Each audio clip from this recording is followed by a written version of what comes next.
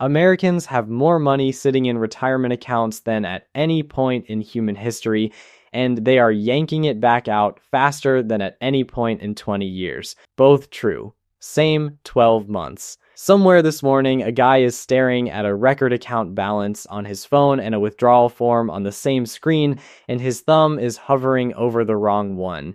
My name is Nick, and I've spent an unreasonable share of my life reading spreadsheets that explain why hardworking people end up 70 and still setting an alarm. If you've ever put money into a retirement account and felt absolutely nothing happen, hit subscribe, because today we're fixing the order of operations. Not the amount, the order. 3 people are walking through this with you. Ella, 37, dental hygienist in Reno. Josiah, 44, runs an HVAC crew outside Toledo. Olivia, 29, claims adjuster in Charlotte. Same paycheck, 3 different leaks. One of them ends this decade with almost nothing, and it isn't the one you'd guess. Let's start with the destination, because almost nobody actually prices out what never working again costs. The standard rule is 25 times your annual spending, not your income, your spending. The Bureau of Labor Statistics puts average household spending at $78,535 a year. That's a mean dragged upward by high earners, so roughly half of households spend meaningfully less. But take it at face value, and 25 times it is just under $2 million. That's the price tag in one number. Now here's where America actually stands. Vanguard just published its 25th annual report covering nearly 5 million workers, and the average 401k balance hit a record $167,970. That sounds encouraging until you look one column over. The median, the person standing exactly in the middle of the line, has $44,115. Run the standard 4% withdrawal on that, and you get $1,765 a year. $147 a month. That's a tank of gas and a mid-sized grocery run. That's not a retirement, that's a Tuesday, and it doesn't touch the electric bill. The gap between those two numbers is not a story about who works hard and who doesn't. Ella, Josiah, and Olivia all work hard. Ella scrapes plaque off strangers' molars 40 hours a week. Josiah has been on a roof in August. The gap is about sequence. Almost everyone attacks this problem in the wrong order, and the wrong order quietly eats 15 or 20 years. Here's what most people do. They get serious, they open an app, they start investing, and 11 months later something breaks, the money comes back out, and they decide this stuff doesn't work for people like them.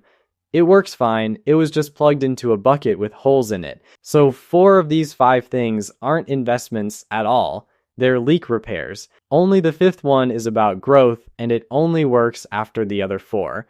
Step 1 is the only guaranteed return anyone will ever offer you, and it is sitting in your payroll portal right now behind a password you set in 2019 and have not thought about since. Employer matching contributions have quietly climbed to a record. The average employer promises a match worth 4.7% of pay. The median promise is 4%, which tells you the average is being pulled up by generous plans at big companies, so check yours instead of assuming. But the structure is the same everywhere. Your employer has agreed to hand you additional money in cash for doing paperwork. This is the least American transaction ever invented, and most people walk right past it because claiming it requires finding a website, remembering a login, and typing a number into a box. Ella makes $60,000. Her plan matches 50 cents on the dollar up to 6% of pay. So if she puts in $3,600, her employer adds $1,800. That's an instant 50% return before the market does anything at all. Nothing else in finance offers that. Not real estate, not crypto, not your brother-in-law's supplement company. Now watch what happens if she does only this and nothing else. The employer money alone, compounded for 30 years at 7%, comes to $266,000. At a more conservative 5%, $187,000, that's from the portion she never contributed. That's the tip. Here's the trap though. Automatic enrollment is now standard, and it has genuinely helped. Participation among eligible workers hit a record 86%. But it gets you in the door at a default rate, and the default is usually below the full match. So you get the warm feeling of participating while leaving a chunk of your own compensation on the table. The last time anyone measured it properly, about 1 in 4 workers were missing part of their match at an average of $1,336 a year. That's not a savings mistake, that's a pay cut you volunteered for. One more thing nobody mentions. Some plans match per paycheck with no true-up, so if you front-load and hit the annual cap in September, the match just stops in October. Fewer than half of plans protect you from that. Search your plan document for the words true-up. 10-minute read, occasionally worth thousands. The second thing is the one everybody skips, and it is the only reason Step 1 survives. Buy yourself 90 days of saying no. It feels like the opposite of building wealth. It's cash, it sits there, it does nothing exciting, and it is the single reason some people's investments make it to year 10 and other people's don't. Only 30% of Americans say they'd cover a $1,000 emergency out of savings. Fewer than half have the liquidity to handle it at all, and a third would go into debt over it. Among people who do have a cushion, the median is $5,000, half what the same survey found a year earlier. So the cushion is thinning, and you can watch exactly where it's going. 6% of Vanguard's 401k participants took a hardship withdrawal last year. That's the highest share ever recorded, up from 4.8% the year before, and roughly triple the pre-pandemic rate. Sixth straight annual increase. The median withdrawal was $1,900. That $1,900 is the whole video in a single number, so let me show you what it costs. Left alone for 30 years at 7%, that money becomes $14,463. Withdrawn early after the 10% penalty in ordinary income tax, the worker actually receives about $1,292. So the trade is roughly 14,000 future dollars for 1,300 present ones.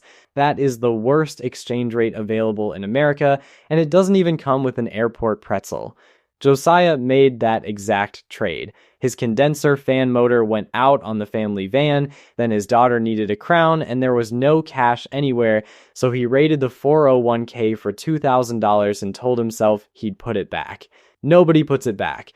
A hardship withdrawal isn't a loan. There's no repayment schedule, it's just gone. So the fix is boring on purpose.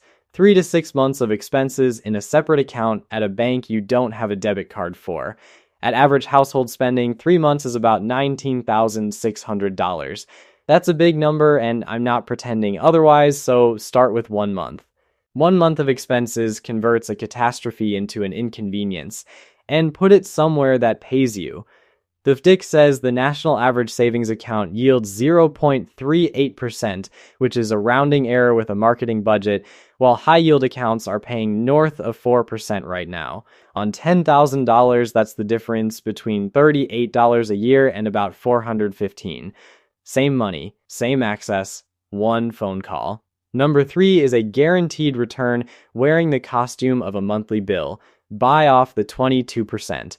The average interest rate on cards actually carrying a balance is now 22.15%, up from 21.52 just 1 quarter earlier. Americans owe $1.25 trillion on credit cards inside a total household debt load of $18.8 trillion. The average balance per cardholder is about $6,500, though the median is closer to $3,000, so the average is being inflated by a smaller group carrying a lot. Here's what carrying $6,500 at 22% actually looks like when you pay the minimum. 257 months, 21 years, $17,430 paid in total, of which about $11,000 is pure interest. The minimum payment isn't a plan for getting out of debt, it's the lender's business model printed politely on your statement. Same debt, $250 a month instead. 36 months. $8,938 total. You just saved $8,500 by pressing a different button. And this is the part that reframes everything. Paying off a 22% card is a 22% return, guaranteed, tax-free, with zero volatility. Compare that to what the market is actually being forecast to do. Vanguard's model currently anticipates annualized returns of about 3.9 to 5.9% for US stocks over the next decade because valuations are stretched. So you have a guaranteed 22 sitting next to a hopeful 5. This isn't close. This isn't even in the same area code. Ella carries no card balance, which is the deeply unglamorous reason her match actually compounds instead of quietly funding somebody's interest revenue. And the person doing the most damage with this particular leak is, by a wide margin, the highest earner of our three. That's why the order matters. Match first, because 50% instant beats everything. Then the cushion, because without it, you're back on the card by spring. Then the debt. Then, and only then, the slow accounts. Which brings us to number 4, the account almost nobody in this country uses correctly. Everyone knows about the 401k and the Roth. Fine, for 2026, you can put $24,500 into a 401k. If you're 50 or older, you get another $8,000 on top of that. And if you happen to be 60 through 63, there's a strange little window where that catch-up jumps to $11,250 instead, which exists for reasons only Congress can explain. IRAs sit separately at $7,500, and maxing those out is not the assignment. Only 14% of savers hit the maximum, and someone earning $50,000 would have to hand over half of every paycheck to get there. That's not a plan, that's a hostage situation. The assignment is the order, not the ceiling. Which brings me to the health savings account, which is quietly the best account in the American tax code and is being used by almost nobody the way it's designed. Money goes in untaxed, grows untaxed, and comes out untaxed for medical costs. 3 tax breaks. Nothing else in the entire tax code does that. If you contribute through payroll, you also dodge FICA. So a $4,400 contribution saves you around $1,300 in tax in a single year at a typical bracket. Here's the state of it. Americans hold about $174 billion across 1.7 million health savings accounts. Roughly 4.2 million of those accounts, about 10%, have any of that money actually invested. The other 90% is sitting in cash. It's a retirement account wearing a checking account costume. And you can see the cost of the confusion directly, because accounts that do invest average $24,252, nearly 10 times the average uninvested one. Olivia had one for 4 years and never once logged in. Her employer auto opened it during onboarding, deposited $500, and she assumed it was some kind of insurance thing. $4,400 a year, invested for 30 years at 7%, is $415,000. Tax-free on the way in, tax-free on the way up, tax-free on the way out. She was 4 clicks from that and didn't know the clicks existed. You do need a qualifying high-deductible plan for this, so it isn't for everyone, and if you'll be spending that money every year, then it's a spending account, and that's fine too. But if your plan doesn't qualify, don't check out on me here, because the same move exists for you in a different building. Your version of step 4 is a Roth IRA, funded and then actually invested rather than left sitting in cash, which is the identical mistake wearing a different account number. But if you can cover current medical bills out of pocket and leave the account alone, it turns into the most efficient retirement vehicle you will ever touch. By the way, I opened a school community where I break down exactly this kind of thing step by step with the actual spreadsheets, plus how I'd build income outside a paycheck in this economy. It's free, the link is below, and I'd genuinely like to see you in there. Okay, back to it. And the 5th thing is the one that actually decides it, because savings rate is the only variable in this equation that ever really mattered. You buy your raises back. Here's the number I promised you at the start. As I'm recording this, the US personal saving rate is sitting at 2.6%, and it has been drifting downward all year. If you save 2.6% of your income and earn a reasonable 5% real return, the math says you reach 25 times your spending in roughly 80 years. 80, you'd need to start working as a toddler and retire posthumously. Now hold everything else constant and just move that one dial. At 10%, it's 52 years. At 15%, 43. At 20%, 37, at 30%, 28 years, at 50%, 17 years. Same market, same returns, same person. The only thing that changed is the fraction of your paycheck that never entered your checking account. Olivia was at 6% when she started paying attention. She's at 14 now, and she did not get a promotion, move cities, or start a side business to do it. She moved one dial twice and took roughly a decade off her own number. That's the whole game, and it's why invest more is useless advice on its own. Your return is not under your control. Your income is only partly under your control, your savings rate is almost entirely under your control, and it is the variable with the most brutal leverage in the entire equation. But nobody can jump from 2% to 30% on a Tuesday. So here's the mechanism that actually works, and it's the reason I called this step buying your raises back. When you get a raise, your spending rises to meet it within about 2 months. Within 8 weeks, it has been fully digested by a slightly nicer grocery store and a subscription you don't remember authorizing. The money doesn't disappear, it gets absorbed, like a paper towel commercial where the spill is your retirement, so you intercept it before it lands. The moment a raise or a bonus hits, you increase your contribution rate by the same amount that same day before your lifestyle has time to file a claim on it. Watch what that does. One 3% raise on $60,000 is $1,800 a year. Banked and invested for 30 years at 7%, that single raise becomes $170,000. Now bank every raise for 30 years, 3% a year, never once cutting your current lifestyle. You end up with $2.3 million, and by the final year, you're saving $85,000 annually without having given up a single thing you had at the start. You bought your $2 million number using money you never got used to spending. That's the entire trick Olivia ran. Her last raise was 4%. She read the email, opened the payroll portal in the same sitting, moved her contribution up 4 points, and then went back to work. The raise never touched her checking account, so she never had to give it up. 71% of plans now have automatic escalation built in. So in a lot of cases, this is a checkbox you already have. Turn it on once, and the decision quietly gets made for you 36 more times while you're asleep, which is the only form of discipline I fully trust. Josiah's employer had it switched on by default. He turned it off in year 2 to free up $80 a month. And that $80 is the most expensive $80 in this entire video. And put the money somewhere boring.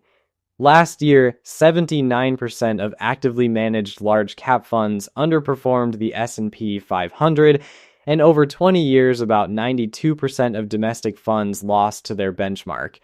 You're paying a professional to be worse than a spreadsheet. Meanwhile, only 5% of Vanguard participants traded during last year's volatility, and the ones who did nothing were the ones who ended the year with records. Boring is not a compromise here. Boring is the strategy. So where does that leave our 3? Ella got the match on day 1, kept it, and never touched step 2, which means one bad transmission puts her back at 0. Olivia finally logged into the health savings account, moved it out of cash, and turned on escalation, and she's the one who quietly ends up furthest ahead despite earning the least of the 3. And Josiah, who out-earns both of them, is the one who ends this decade with almost nothing, because he did step 5 first and then had to keep undoing it. He wasn't undisciplined, he was out of order. I'm not a financial advisor, and this isn't financial advice. It's the arithmetic laid out in the sequence that actually holds up, and your situation has details that mine doesn't. But here's what I keep coming back to. Nothing on that list requires you to earn more. Not one item. The match is your money. The cushion is your money. The interest is your money leaving. The raises are obviously your money. Every step is just moving dollars you already generate into positions where they stop leaking and start compounding.